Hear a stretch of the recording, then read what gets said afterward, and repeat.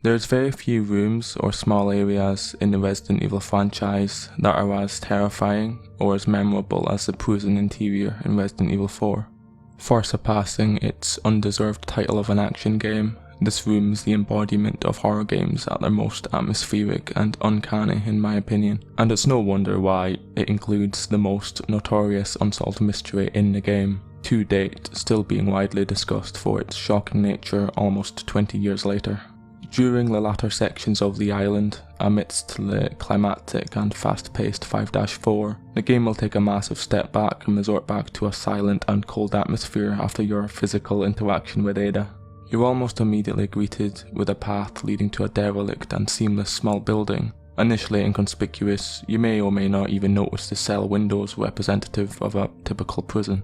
But upon entering, that silence will transition into a penetrative fear as the sound of a Regenerator integrates with a tune not heard since the hospital area.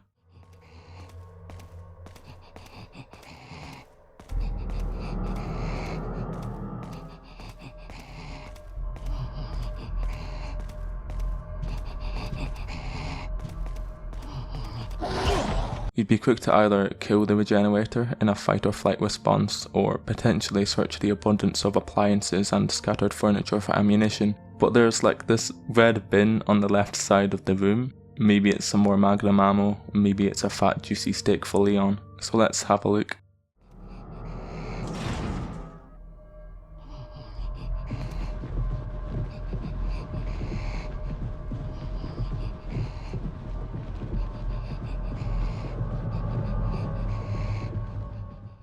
Okay, so this mystery has been covered before on YouTube, which I'm not even remotely surprised about considering its immense popularity. The general consensus seems to be that this is simply the biological residue of a Regenerator or a failed Regenerator prototype, which is evident both by the room itself being somewhat of a Regenerator detention facility, essentially a prison for Regenerators, and that this room in the remake has since elaborated on this original concept where multiple bags have been made full of Regenerators which fall out if you come into contact with them. It's a very easy conclusion to come to based off of the bleak amount of information regarding this mystery, but I think it's something else, and I'll give my reasoning later after I discuss every other theory that has been brought forth over the years. But we need to know more about this thing first. So no matter how long you decide to wait around or travel back and forth to this area, the sack will stay in a constant animation of rigorously shaking until you decide to kill it. The wiki states that the sack is here to act as a trap, to bait you into shooting it to lure out the Regenerator. So we understand at least an exterior motive for why this event occurs in the first place. We can conclude that there's not supposed to be a definitive answer.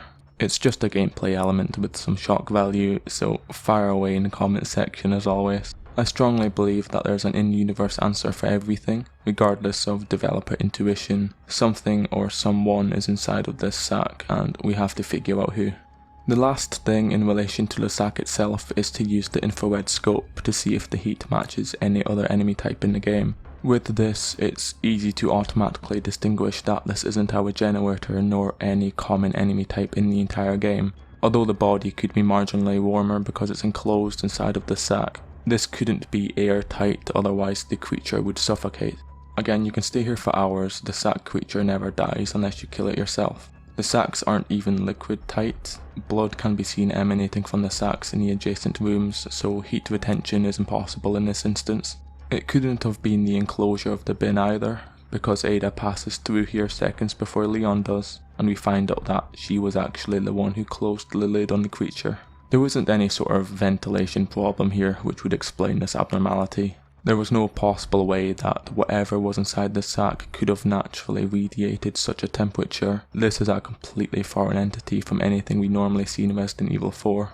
So with that, we have at least something to help identify what's inside of the bag, so I'll go over a few plausible theories before giving my own conclusion at the end.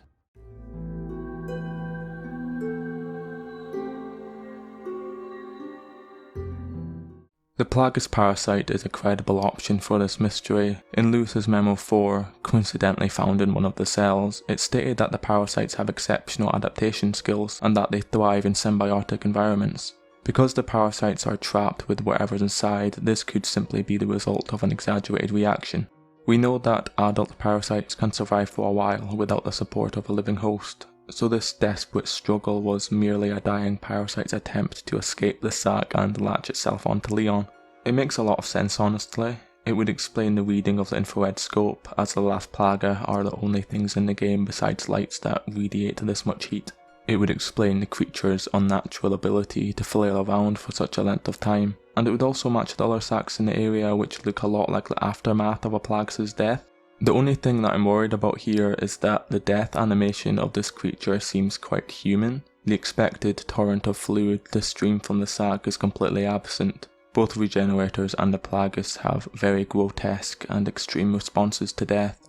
Although a brief evaluation, I don't believe nor disbelieve the involvement of a lone parasite or a collection of parasites being the primary suspect in this case. Although it's a good theory, I don't buy it.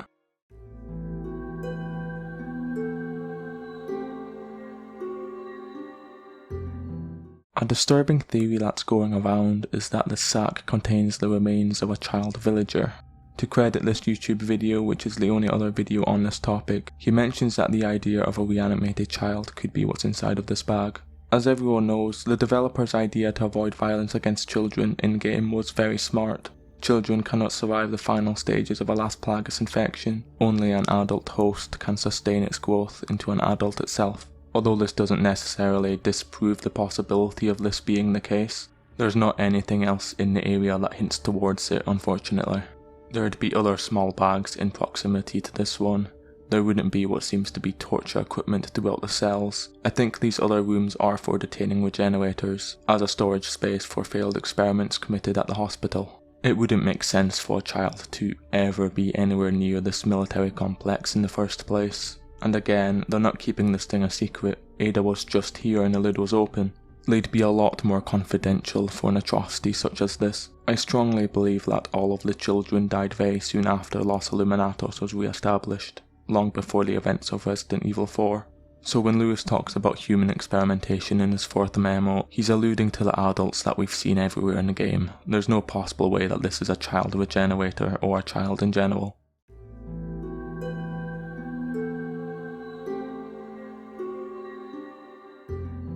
I feel like this mystery is becoming more and more disturbing the further we look into it. In the village section, we come into contact with the Enlightenment cabin during our fight with Mendez. This is the only other location in the game which matches the horrific nature of the prison. There's blood and torture equipment everywhere. This area is immensely concealed beneath the cliffs of the village and castle. We know per the village's last defense document that traitors of Sadler are brutally punished in locations such as these. So just like the cabin, this prison was similarly used as a torture chamber before being repurposed into a Regenerator storage unit. Sadler says something very strange after he kills Lewis at the castle. As I've mentioned in every single mystery so far, Sadler never wanted Leon to die, so why does he say this? Now that I have the sample, you serve me no purpose. Sadler! My boy Salazar will make sure you follow the same fate. Honestly, considering the extent of which traitors are punished by Sadler, Lewis was generously spared with his relatively quick death at the castle. These people are evil, and there isn't a single instance in the game where mercy was shown to even the most innocent. What I'm saying is, I think Sadler could have done something to Lewis's body after he killed him. Obviously, he couldn't inject him with another parasite after his death because Leon and Ada were in the same room, but this sentence brings it all together. He wanted Leon to succumb to the last Plagas, so Sadler could have apprehended Lewis's body to serve as an extreme example to Leon when he reached the island segment. 5-3 and 5-4 are chapters where Sadler knew Leon's location at all times. He instantly knew that Leon killed Krauser before it was even mentioned. He was in the area when Mike's chopper was shot down, right before our encounter at the prison. This could have easily been another sick ploy by Sadler for his entertainment. We know in the remake that the Plagas can completely control a body after it dies, so it's not out of the question to consider this being one of Leon's deceased friends, where by extension, Lewis makes the most sense as evident by one of his documents being in this location for Leon to ironically find, and by the terminology of the letter itself. Even with the knowledge that Sadler was going to abuse the results of these experiments, I could not pull myself away from my research. As a result, I am just as responsible for this whole mess as he is. I see now that I was wrong, but can I stop their evil plans alone? This is actually the first letter from Lewis, which shows his overt suspicion towards Sadler and the Los Illuminatos. If Sadler read this, then it would make perfect sense for him to make Leon find it as a reality check in the same room as Lewis to show Leon's fate if he turns. It's actually horrible, but it makes a lot of sense. Lewis was most likely infected with the dominant species Plaga, just like Krauser, which would warrant the heat signature of the infrared scope if this was in fact him. It explains the setting of the room, and it's even more ironic that a lone Regenerator is dormant in one of these cells, as another byproduct of Lewis's research. I think this bag serves as Sadler's revenge on Leon for the death of Mendez and Salazar.